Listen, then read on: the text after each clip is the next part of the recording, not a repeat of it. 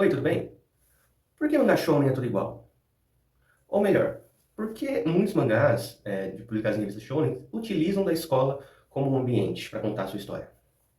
Antes de tudo, eu quero deixar claro que eu não compactuo dessas ideias mais generalizadas de o que é mangá shounen, de a pessoa geralmente se referir quando fala essa frase mangá shounen é tudo igual, que ela está se referindo a dois ou três mangás ali da Weekly Shonen Jump mesmo e, sabe, está generalizando para todos os outros, de tratar sempre como um mangá de ação, enfim.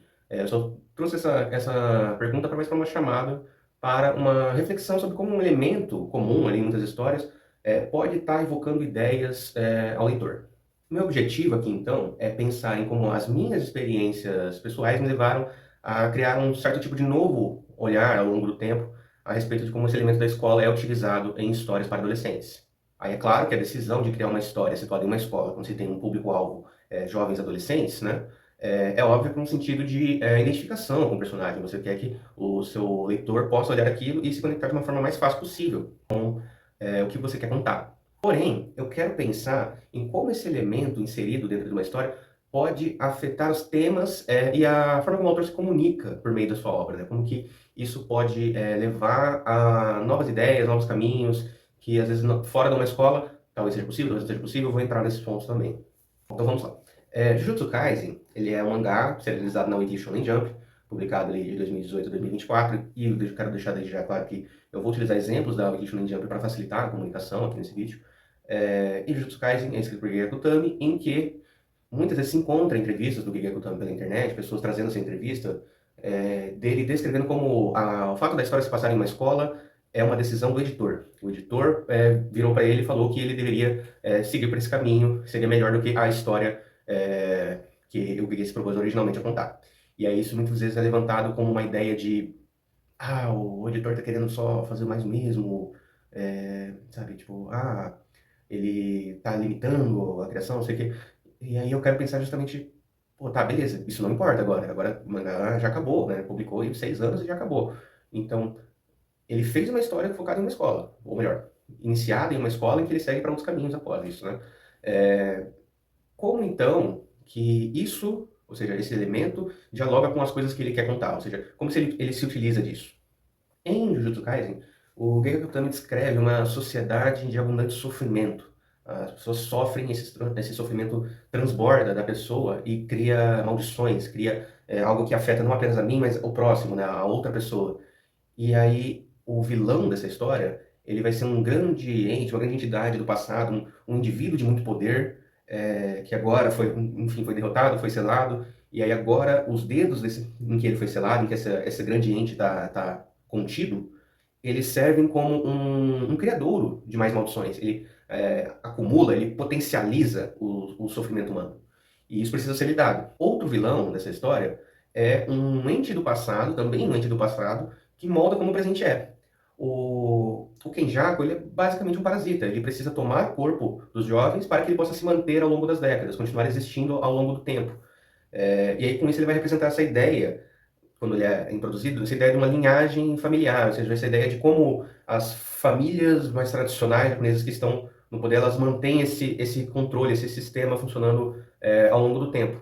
E aí, importante destacar, tanto o Kenjaku quanto o Sukuna, não é o Sukuna, tanto o Kenjaku quanto o Sukuna, eles necessitam tomar o corpo dos jovens, o corpo das próximas gerações, para que eles possam se manter. O Sukuna só pode se reencarnar se ele tomar o corpo de um jovem. Esse, inclusive, é o plano do outro vilão. Ele quer criar um jovem capaz que possa se tornar um receptáculo. E aí essa palavra é muito importante. Um receptáculo, o Gege está tratando aí muito dessa questão dessa ideia mais conservadora de que o jovem ele é essa casca vazia que deve ser preenchida pelas ideias de valor, as ideias hegemônicas, né, as ideias que já mantêm a sociedade como ela é. O Gege, então, ele está se utilizando desses elementos para falar sobre como os problemas sociais que o Japão enfrenta hoje em dia são resultados de caminhos tomados lá atrás que levaram a uma contínua reprodução e manutenção, né, dessa sociedade. E aí quem é o nosso protagonista? Quem está oposto a essa ideia de manutenção? É um estudante. O Itadori Yuji, ele é um estudante numa escola e ele tem essa motivação de salvar as pessoas, né? Ele quer salvar as pessoas que ele pode, porque essa motivação é passada por um avô dele. O avô, ele vai escrever justamente como salve as pessoas, pelo menos aquelas que você puder, esteja cercado de pessoas, uma ideia de não seja que nem eu, seja diferente.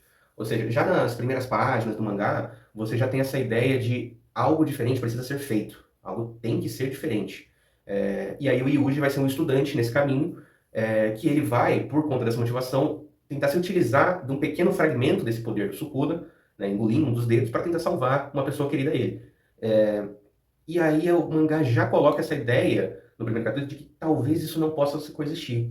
Talvez eles não possam existir em harmonia, né? Eles dividem o mesmo corpo, mas talvez essas ideias sejam muito contrastantes, elas não possam se manter dessa forma.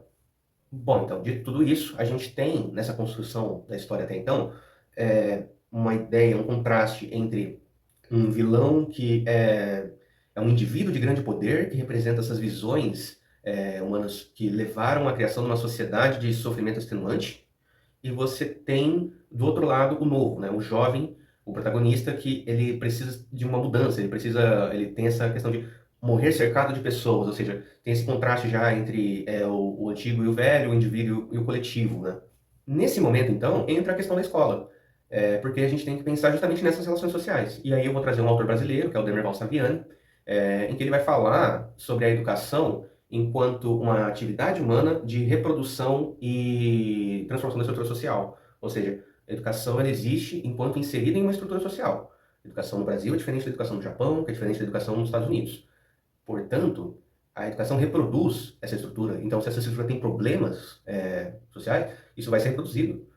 Se a desigualdade no Brasil é uma questão histórica, é uma questão de formação do Brasil, a educação ela não resolve a desigualdade, ela reproduz. Pessoas em classes mais baixas têm uma educação diferente, desigual, das pessoas em classes mais altas. Basicamente, essa é a ideia aqui do Saviani no início. E aí ele vai falar que, sim, essa é uma visão sobre educação, muito o pessoal do campo marxista vai ter bastante essa visão, mas aí o Saviani ele vai trazer uma ideia de pensar enquanto agentes, né, atores do processo educacional, como ser crítico dentro dessa estrutura. E aí ele vai levar como a educação ela é influenciada pela estrutura, ela é um elemento secundário de transformação dela. Ela é um elemento secundário de mudança, né? Porque não é o indivíduo educado que muda a sociedade, não é a pessoa com a formação que ela muda a sociedade, é as ações, é as atitudes, é o agir crítico que ele vai falar. E aí, sendo a escola a institucionalização da educação na sociedade atual, pensar em escola leva a pensar em reprodução e transformação social. Ao longo do mangá, então, o que o Gege vai fazer? Ele vai descrever essa escola de feitiçaria como uma instituição de manutenção dessa sociedade Jujutsu. Gege vai descrever a escola como essas barreiras que se mantêm erguidas há séculos e precisam ser mantidas, né? E essa é a intenção da escola. E ao final da história, essas barreiras têm que cair. O Japão não pode mais ser imóvel, né?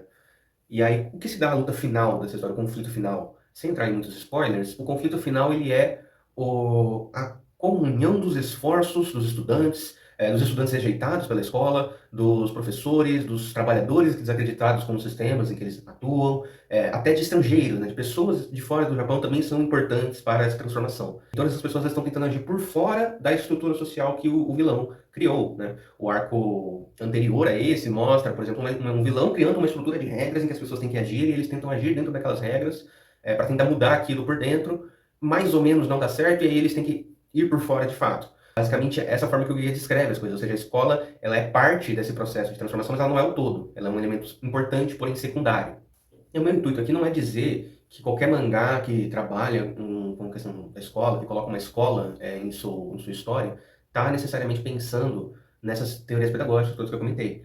O meu intuito aqui é colocar como o Gege e o Saviani tem um diálogo aí entre o que eles dizem, né, em suas obras. Então, os dois vão pensar nessa questão de a escola é uma manutenção da sociedade, dos problemas que ela tem, e ela também é necessária para você poder ir por fora dessa estrutura para tentar mudá-la. E aí o Gege ele vai ser mais direto, né, dar uma ênfase maior nessa questão de ir por fora, né, da estrutura. Então você observa, olhando a forma como o Yekutami escreve a sua história, ele descreve, de certa forma, essa teoria. Ele acaba conversando com isso, né? Dito tudo isso, por que mangás adolescentes utilizam da escola. Por que os mangás para jovens e adolescentes se utilizam desse elemento? Bom, trazer esse elemento auxilia a evocar no leitor as ideias que ele vai ter sobre aquilo, né? É uma questão ali do significado que aquilo vai ter para você, né? Para o meu caso, eu consegui olhar para aquilo e pensar, poxa, existem essas questões, como o que ele vai abordar, como que ele vai lidar com isso? É importante pensar, por exemplo, reprodução não necessariamente quer dizer que o enfoque do autor é fazer uma reprodução, uma crítica à reprodução das grandes mazelas do mundo, não necessariamente. Às vezes você pode ter uma história, como o Holy Dragon, né, do Masaoki Shindou, em que o autor vai escrever um protagonista, uma protagonista, que é uma adolescente, metade humana, metade dragão, que de repente acorda ali no seu dia a dia, ela acorda e ela percebe que o corpo dela está mudando, que tem coisas diferentes ali surgindo, ela tem um chifre agora, ela tem uma diferença ali com as outras pessoas, ou seja, você tem ali uma questão de tornar-se dragão, ou seja, o processo de formação do sujeito social, nesse caso, é o processo de formação do sujeito enquanto dragão. Então, quem orbita essa protagonista é a família, né, a mãe, o ambiente familiar, e o ambiente escolar, os colegas, os professores, ou seja, quem é responsável, quem orbita esse processo de formação do sujeito, de ir à vida adulta, né? São essas instituições. Isso também casa com muitas teorias pedagógicas. O pessoal do campo da pedagogia leva muito para esse lado, né? Você ter essa relação, a importância da família, a importância da escola, você vai ter formação enquanto indivíduo na igreja, em qualquer outras instituições sociais. Agora, é necessário se utilizar da escola, se eu quero fazer uma história como a de Jujutsu Kaisen, se eu quiser falar sobre as estruturas sociais de um país e como isso oprime a sua população? Não, não necessariamente, não é obrigatório. Você pode abordar isso por diferentes ângulos. E aí, o terceiro exemplo aqui é o mangá do Tatsuki Fujimoto, a primeira parte do Chainsaw Man, ela vai focar muito nessa questão do ambiente de trabalho, né, do mercado de trabalho como uma estrutura de controle e opressão do trabalhador. O trabalhador ele é explorado, ele não sabe nem por que ele trabalha, ele só tem a opção de trabalhar ou morrer, mas por que ele está fazendo aquela função, ele não tem esse conhecimento, ele está alheio a isso, ele não sabe nem exatamente o que ele deseja, o que ele deseja cumprir, deseja ser, né, se tornar enquanto pessoa ali dentro daquela sociedade. Então, ao invés de usar uniformes escolares, eles utilizam terno e gravata, um uniforme de trabalho. Mas é claro que não exatamente eles chegam nos mesmos pontos, né? O Fujimoto e o Gigakutami, né? Mas veja, eles ambos abordam essa questão da estrutura social do Japão por diferentes ângulos, falando coisas similares, né? E chegando a pontos diferentes. Ou seja, a escola ela é necessária para sempre chegar no mesmo ponto? Não. Mas isso influencia no... Essas decisões, elas influenciam no que você quer contar, né? E aí eu espero, claro, que esse texto que eu escrevi, ele sirva mais como uma forma da gente refletir sobre como o elemento escolar ele pode ser visto, ele pode ter múltiplas leituras, né, a depender da obra que você está assistindo, lendo, enfim. Não numa tentativa de tentar encaixar o mangá, o anime, o livro, o que for, na teoria pedagógica. A ideia é olhar o mangá, ver o que ele diz, e aí você, tendo, às vezes, uma visão um pouco mais aberta, você consegue perceber o que ele diz. Né? Você consegue criar um significado junto ao autor, né? Não você totalmente por fora ou totalmente o que o autor quer. Né? Enfim. Bom, muito obrigado por assistir e até o próximo vídeo.